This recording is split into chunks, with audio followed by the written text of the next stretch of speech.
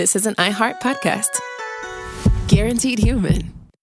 Jardiance has a big story to tell. Discover Jardiance empagliflozin 10 or 25 milligram tablets. Visit Jardiance.com, call 1-888-968-6648, or talk to your doctor to see if Jardiance is right for you. A little pill with a big story to tell.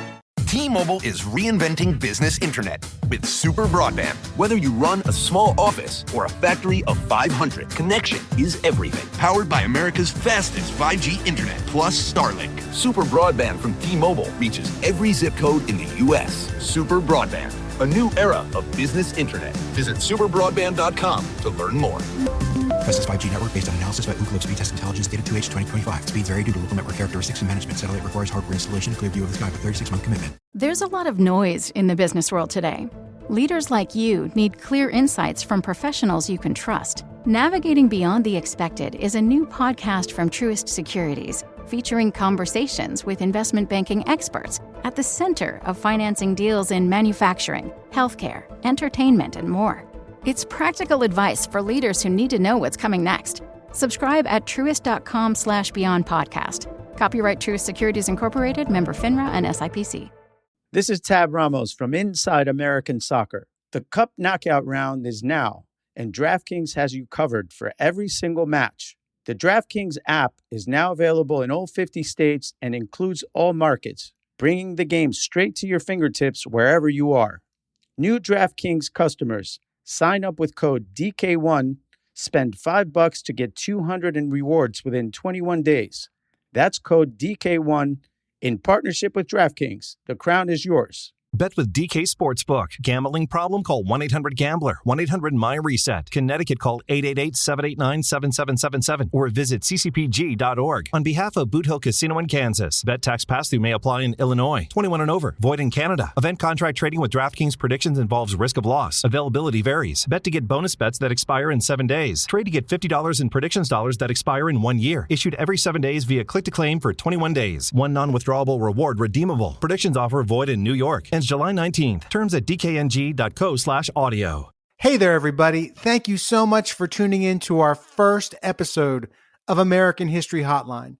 If you like the show, please help spread the word by telling your friends or leaving us a review in Apple Podcasts. If you have any comments or questions, send us an email to americanhistoryhotline@gmail.com. We're reading every email, so it'll get seen. Okay, on with the show. You've reached American History Hotline. You ask the questions. What is political technology? Did George Washington really cut down a cherry tree? Were JFK and Marilyn Monroe having an affair? We get the answers. I'm so glad you asked me this question. This is such a ridiculous story that we tell ourselves because we don't want to know the real story. Leave a message. Hey there, American History Hotliners. Your host, Bob Crawford here. Happy to be joining you again for our first episode of American History Hotline. You're the ones with the questions. I'm a guy trying to get you some answers.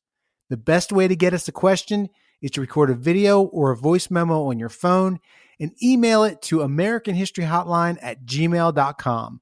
That's americanhistoryhotline@gmail.com. And remember, we are the American History Hotline. I love talking about the Bolshevik Revolution as much as the next guy, but there's plenty to talk about on this continent. Okay, today's question is about our founding fathers.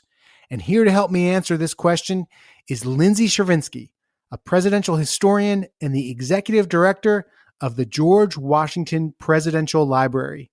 She's also the author of the book, Making the Presidency, John Adams and the Precedents That Forged the Republic. Lindsay Chervinsky, thank you so much for joining us today. My pleasure. Thank you for having me. Okay, Lindsay, I'm hoping you can help us answer this question we got from a listener. Hi, this is Joseph from Eden Prairie, Minnesota. I heard that both Thomas Jefferson and John Adams died on the 50th anniversary of the signing of the Declaration of Independence. That sounds a little convenient. Did this really happen, or is it patriotic folklore? I love this question because it really gets at the fact that this is such a ridiculous story that it feels like it's made up and it's fact. But, In truth, the truth is stranger than fiction. And yes, indeed, John Adams and Thomas Jefferson both died on July 4th, 50 years to the day from the Declaration of Independence. I would then add 5 years later, James Monroe also died on July 4th. So if you're a founder, you probably had to start getting pretty nervous when July 4th rolled around. Well, so yeah, I did a little reading into this as well, and it seems like James Madison, he died on June 28th, 1836. He didn't quite make it. Do you think? Now, I read that his dying words were his niece maybe asked him what was the matter, and he said, "I've just had a change of mind," or something to that extent, and he died. So he died so close, and the three other founder presidents, they all landed on the 4th. What's up with James Madison? So I've heard mixed reports. Some historians think that he actually really didn't want to die on July 4th because it would have started to get almost like cliche and sort of ridiculous. And he didn't want to either tread on Jefferson's memory or be a part of that. I'm not totally sure what the reason, but that he didn't want to be. And so he sort of refused anything that would allow him to perhaps linger. Other reports suggest that he was very aware of it, but there wasn't any intention in terms of either trying to make it or not make it. But I think that this entire conversation gets at the fact that this is just such a bizarre occurrence. And it was very much apparent to people at the time, too. They were immediately aware of the anniversary and how extraordinary it was that this happened. Okay, so let's talk about Jefferson and Adams to start.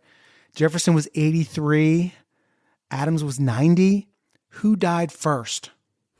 So Jefferson died first. He died in the late morning, and he was quite intentional about really trying to make sure he made it until July 4th. In the days leading up to his death, he was asking people regularly what time it was and what day it was. And so he had a sense for the dramatic, and I think he wanted that flair to close out his life. And John Adams, who was equally dramatic and also enjoyed a good element of symbolism. I don't know that he was necessarily as aware of what date it was, or there isn't a record suggesting that he was asking as much in the lead up to it. But what's interesting is that John Adams thought that Jefferson had survived because, of course, news traveled slowly. So it's not like they could get a telephone call. So Jefferson died first. He died in the morning. Yeah, so it is rumored that John Adams' last words were, "Thomas Jefferson survives." Yeah, and I think there's actually fairly good record keeping about this. The Adams were pretty notorious about writing a lot of things down, and then they kept a lot of things. Not everything. They did burn and do some curating of letters, but if you go to their National Park Service house, which I highly recommend, you can see that the family were sometimes a little bit hoarders and were very aware of their historical place. And so they certainly would have marked and noted his final words. So as I recall, it was George Washington Adams, who was John Quincy's son, who was maybe there with John Adams when he died. And George Washington Adams, he wasn't the most reliable Adams. That's true. So one of the sad things about the Adams family is there was a history of what we would consider today to be alcoholism, and it really plagued multiple generations. There was also a history of, in each generation, there tended to be one really extraordinary son and then other sons who struggled to live up to that legacy. And George Washington Adams had the unfortunate burden of being the son of a president, the grandson of a president, and he was named after George Washington. So not too many people would be able to really live up to those expectations that put that name on him. And he really struggled with it and ended up probably committing suicide while his father was president. He went overboard on a ship, and his body, it took a while for it to be found. But by all accounts, he probably took his life. You mentioned the evidence when John Adams uttered these now legendary last words. When we talk about the evidence, what would that be? What would be those sources? It's a great question. So there could be a couple of things. The family did have a habit of writing diaries. So It's possible that family members wrote things down in diaries or shared it with other family members verbally, and then they wrote it down in diaries.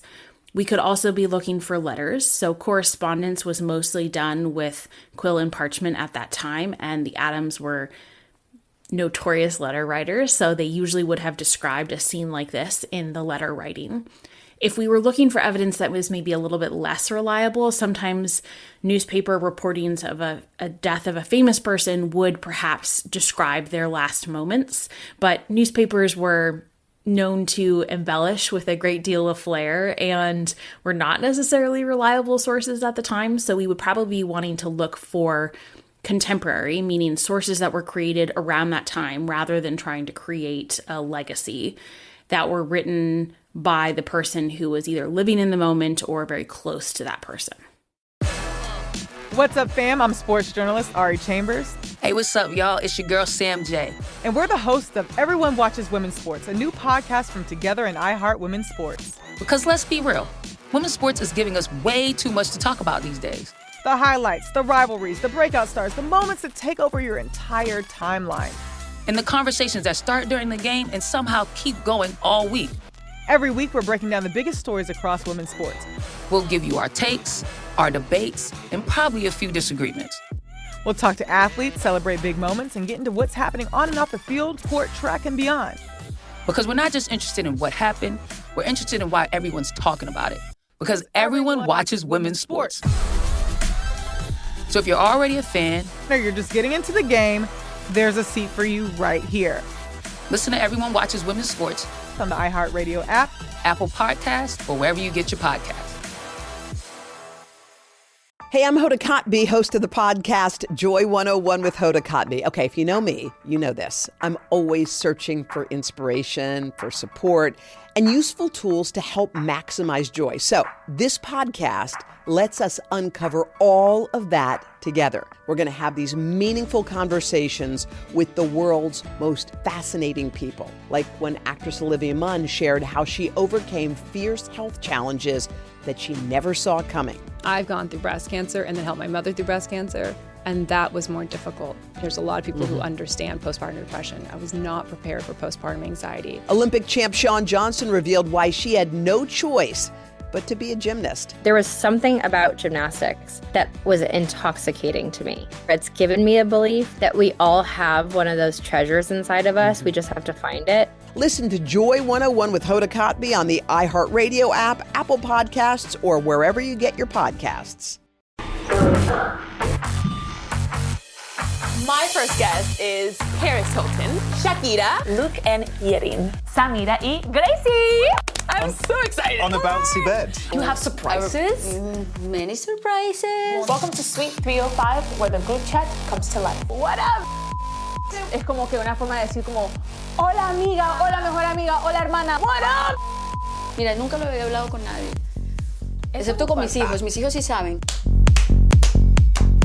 Sé mi amante. Uf. Punch. Qué increíble. Ya, la telenovela. You're the only person I know that loves the yellow starburst. It's lemonade. No hay alguien que te falta, como que tú dices, me gustaría colaborar con esta persona. This is Suite 305. Listen to Suite 305 with Lele Pons as part of My Cultura podcast network on the iHeartRadio app, Apple Podcast, or wherever you get your podcasts. I'm Jake Brennan, and on my podcast, Disgraceland, I tell the stories behind music's biggest names, the moments, rumors, and real-life events that help shape their legacy. Like the story behind Sonic Youth that starts with downtown New York cool and ends with album art inspired by a true crime. Sonic Youth was not fronted by a groupie hustling alpha like David Lee Roth. No, Sonic Youth's Thurston Moore was an artist in love with a fellow artist who just happened to play bass in the same band with him and his other artist friends. Her name was Kim Gordon, and Thurston and Kim were every bit as cool as the couple on the cover of Goo, the same couple involved in one of the UK's darkest true crimes. Disgraceland is part of the Exactly Right network. Listen to new episodes every Tuesday, bonus episodes Thursday, and rewinds on Sunday on the iHeartRadio app, Apple Podcasts, or wherever you get your podcasts. This is American History Hotline. I'm your host, Bob Crawford. And a quick note before we continue. Please send us your burning questions about American history. Record yourself using the voice memo app on your phone and email it to americanhistoryhotline@gmail.com. That's americanhistoryhotline@gmail.com. Now, back to my conversation with Lindsay Chervinsky, a presidential historian and author of the book Making the Presidency, John Adams and the Precedents That Forged the Republic. We're talking about the patriotic deaths of John Adams and Thomas Jefferson, who both died on the 4th of July. So, Lindsay, leading up to the 50th anniversary of the signing of the Declaration of Independence on July 4th, 1826, Jefferson and Adams had both issued statements.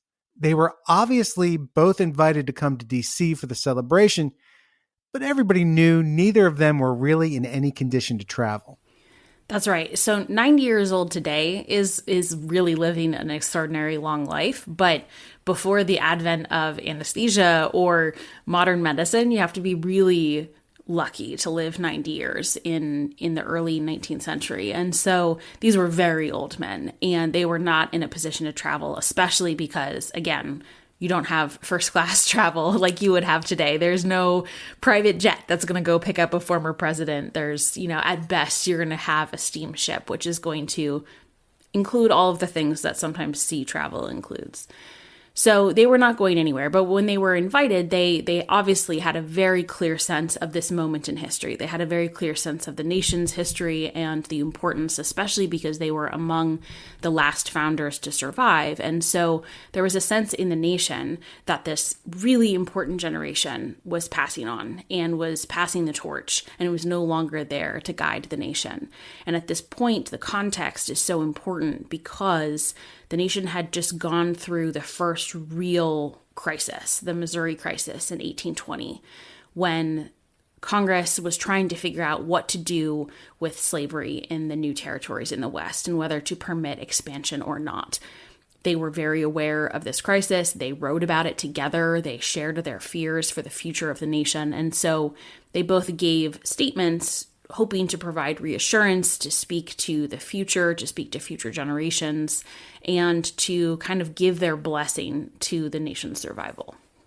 Thomas Jefferson said of the Missouri crisis, it was it awoken him like a fire bell in the night, and it was the knell of the Union. And that was in a letter to Maine Congressman John Holmes, I believe his name was. Was that letter made public during Jefferson's lifetime? I don't think so. I don't think the letter was made public. So Jefferson was very careful about what he said later in life about slavery, partially because a lot of his earlier comments had been used against him or had been very highly publicized. He rarely talked about it with friends. They knew not to bring it up. Even ardent abolitionists like the Marquis de Lafayette rarely brought up slavery to Jefferson because it was not a topic of conversation that was permitted. So when he did discuss this crisis, which was clearly over the issue of slavery, it tended to be a private discussion. He did not want to make the crisis any worse. The one exception is John Adams. John Adams wrote to Jefferson while this was all happening that he was glad that the nation had resolved it. He obviously understood that this was probably going to continue to be a source of division, because how can you have a line across the country where one side feels one way and one side feels another?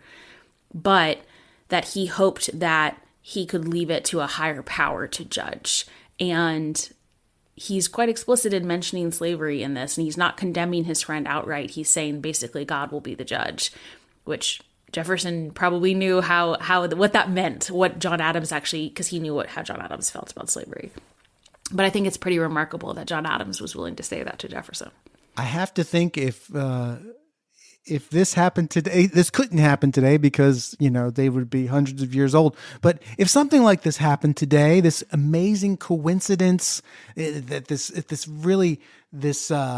this providential moment, this moment where the two of the architects of the Declaration, I think Adams was part of the committee at least. We know that a lot of it came from Jefferson's own hand. The fact that these two guys died on the same day, 50 years after this, one of the most important founding documents was written, might lend itself to conspiracy theories. Were there any? Yes, there were, both at the time and since. So there were initially people who did not believe the reports. And that was understandable because sometimes newspapers reported that people died when they hadn't. People were reporting that Washington died all the time when he was president. And he would sit there and he'd be like, no, I'm not, still here, still alive. So, the newspapers were unreliable. So initially people didn't really believe it. And then people started to question, well, were people intentionally keeping them alive? Were people hastening it along? People even wrote at the time about euthanasia, that one of them had been, euthanized so that it would happen on the same day. And there's no evidence to suggest that. There's no evidence to suggest that the family had nefarious purposes in supporting them and caring for them. But right away, the American tendency to embrace conspiracy reared its creative head. And how did the news get out? And how long did it take for that news to travel? You say Jefferson passed first, and then Adams, and how long did it take for that news to become public? The news regionally passed fairly quickly. So by the end of July 4th, most people in Boston knew that John Adams had died. And that was because they could send a messenger pretty quickly. And so right away, the newspapers started to go into their morning custom, which meant that they would have these black bars in between the columns and around the page to signify mourning rather than having like a black armband. So right away, people in Boston knew about Adams, same with people in Charlottesville about Thomas Jefferson. The message was shared, and then, of course, word of mouth and through letters and things like that, and fast postwriters at the time. It wasn't until many days later that the news started to reach across the country. And in Delaware, I think it was July 12th that they started printing stories about both dying on the same time. So it took, I think, over a week for it to get all the way across the country. And it's just a good reminder for us that when we think about this moment, we think about it on July 4th. But the country was actually experiencing it over several weeks as the news was getting to various places. And so you talked about the memorials printed in the newspapers, but what were some of the big memorials that took place in the communities around the nation? And how was this moment mourned in the White House? Because the son of John Adams was the president at the time. Yeah, and John Quincy Adams had learned that his father was failing and tried to rush home and didn't get there in time, which he was pretty crushed about. And in fact, every year afterwards in his life, he always marked in his diary on July 4th that it was a bittersweet day because he both celebrated the Declaration of Independence, but also mourned the passing of his father. So it was I think that's always a really nice demonstration about how much they meant to each other. In terms of the memorials, so at the time, of course, especially because it's summer, you have to bury someone right away. They don't have refrigeration. There's no delaying it for a state funeral. So they had local ceremonies. They were both buried near home.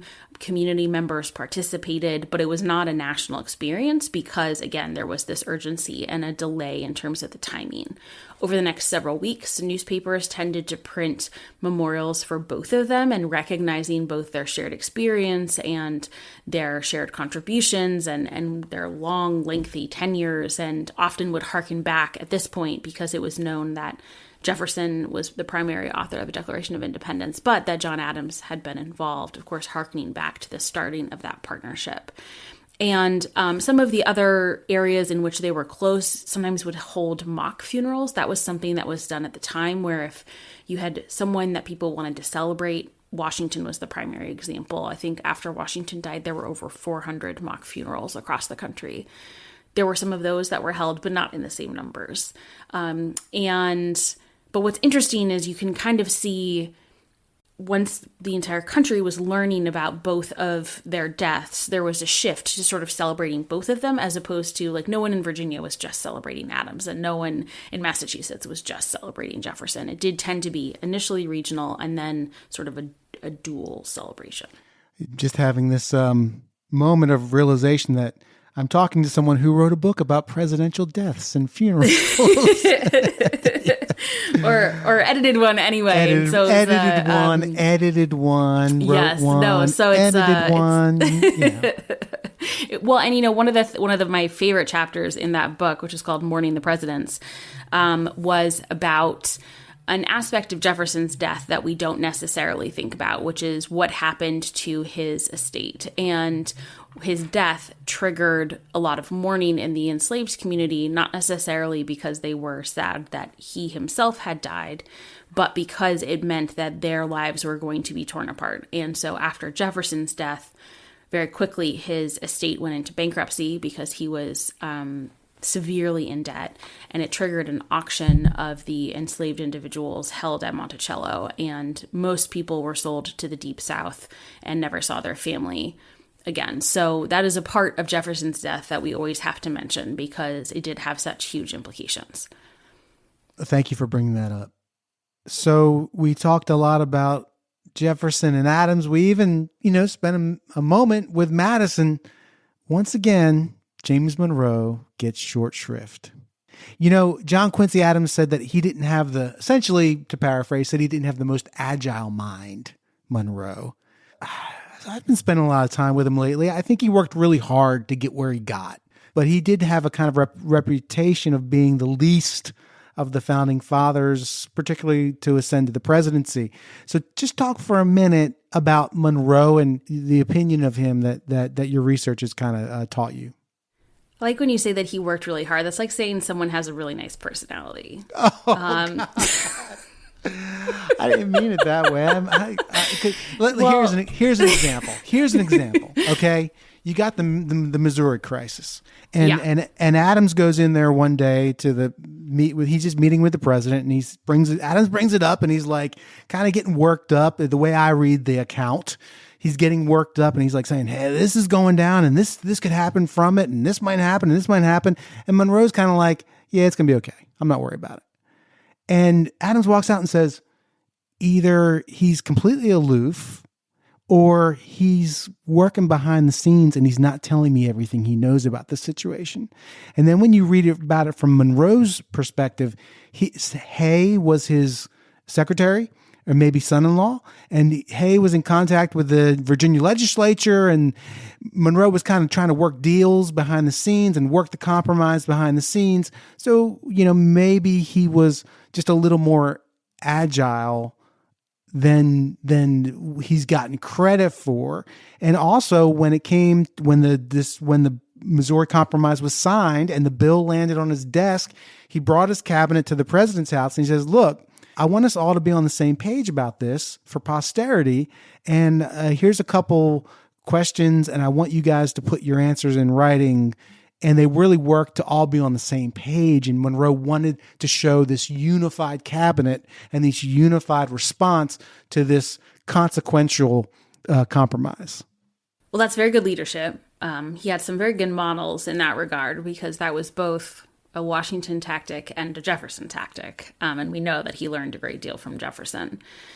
I think that Monroe certainly had among the most interesting careers of any president. He was everywhere. He was a soldier in the Revolution. He was there at crossing the Delaware. He was injured. He held all of these different positions. He served across the globe. I mean, he just did everything.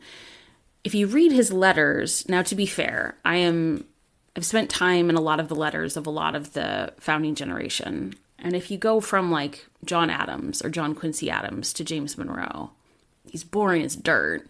And it's not totally his fault because it's in comparison, but it's just there's not a whole lot of personality sometimes in that text. And the Adamses do not have that problem.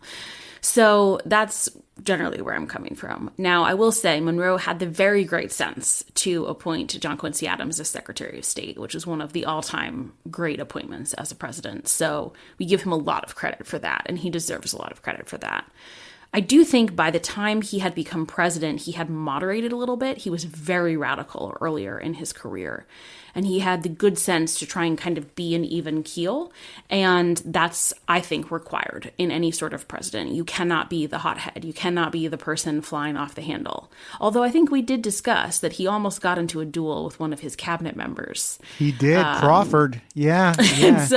And that was got into a lot of duels, actually, which he was quick to pick up the fire poker. He was quick. He was quick on it. Yeah. Well, and he almost got into a duel with Hamilton, and I think that he was, in a lot of ways largely responsible for the Reynolds pamphlet. So he has some marks against him. But he appointed John Quincy Adams as Secretary of State, and this must remain a plus in his column. My two favorite things that I've learned about James Monroe are, one, that he was a great branding expert. The era of good feelings, good branding. Yes. Very good branding. Brilliant. And he didn't write that phrase, but I mean, he kind of tried to live up to it seems to me. And also, he wore his breeches, his Revolutionary War clothes, apparently, up until when he died. He, as fashion changed, he's like which I am moving into that time of my life as well, but it's like the old men, it seems like older men, they pick an era of their life where they were comfortable and they just stick with those clothes. So Monroe did that, and I can really appreciate that. Okay, as we wrap up here, I'm thinking about any other July 4th deaths or any other coincidences. So one I think of is Zachary Taylor, who didn't die on the 4th, but it seems like he may have gotten sick on the 4th. He died on the 9th, I believe, of July. Yes, that is certainly true. Another example, and this is not really explicitly presidential, but it's another kind of moment where sometimes you feel like the United States really has fate on its side, which is that both the battles at Gettysburg and the siege of Vicksburg, which were two huge pivotal turning points in the Civil War that really ensured a Union victory, both occurred on July 4th. And obviously there was a lot of death involved with both of those things. So that is the connection. I've been talking to Lindsay Chervinsky, a presidential historian and the director of the George Washington Presidential Library. She's also the author of the book, Making the Presidency, John Adams and the Presidents That Forged the Republic. Lindsay, thank you so much for an amazing conversation today. My pleasure. Thank you for having me. You've been listening to American History Hotline, a production of iHeart Podcasts and Scratch Track Productions. The show's executive producer is James Morrison. Our executive producers from iHeart are Jordan Runtall and Jason English. Original music composed by me, Bob Crawford. Special thanks to Joseph in Minnesota for his question. Please keep in touch. Our email is americanhistoryhotline@gmail.com. If you like the show, please tell your friends and leave us a review in Apple Podcasts. I'm your host, Bob Crawford. Feel free to hit me up on social media to ask a history question or to let me know what you think of the show. You can find me at Bob Crawford Base. Thanks so much for listening. See you next week. Joy is essential and it's also elusive. But now there's a new and exciting way to start your journey toward a more joyful existence. Joy 101. It's a new podcast hosted by me, Hoda Kotb. If you're craving inspiration to maximize your joy, tune into these candid, uplifting, and moving on-air chats. Open your free iHeartRadio app, search Joy 101, and listen now. Joy 101 with Hoda Kotb is presented by CVS. 30 years ago, an island off Manhattan almost brought down New York City. Who will you trust? Your friends and neighbors? Or will you trust the people 5 miles overseas? This is a story about neighbors turning on each other and what happens when a forgotten place decides it's had enough. But we're not stopping, are we? Listen to Revisionist History, The Staten Island Problem on the iHeartRadio app, Apple Podcasts, or wherever you get your podcasts. 150 years ago, they were hunting us down to kill us, and now they're hunting down immigrants to deport them. This is First America, the true story of how the United States came to be and how we got to this present moment. Listen to First America on the iHeartRadio app, Apple Podcasts, or wherever you get your podcasts.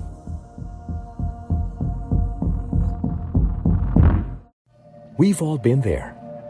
We've had seasons that have shaken everything. The question is, what remains when the shaking stops? Hi, I'm Gary Valenciano, and on my podcast, Unshaken with Gary V, I sit down with amazing personalities and we talk about the seasons that nearly broke them, the lows that carried them to their highs. Listen to Unshaken with Gary V on the iHeartRadio app, Apple Podcasts, or wherever you get your podcasts. This is an iHeart podcast. Guaranteed human. Summer is here. At Orderly Meds, we know this time is a reminder that life is full of new beginnings. Whether you're celebrating the nice weather, starting a new chapter, planning a vacation, or simply looking ahead to what's next, this season can be the perfect time to invest in yourself and your health. If you've struggled with weight loss and are curious about GLP-1 medications, Orderly Meds can help you learn about your options. Through a simple virtual process, you can connect with licensed medical professionals who can determine whether treatment may be appropriate for you. Getting started is fast, convenient, and happens online from the comfort of home. This summer, consider a new approach to feeling your best. Visit orderlymeds.com/podcast to learn more. That's orderlymeds.com/podcast. orderlymeds.com/podcast. Because every new season is an opportunity to take the next step forward. Compounded medications are not FDA approved. Eligibility required and determined by a licensed provider. Individual results may vary. See website for details.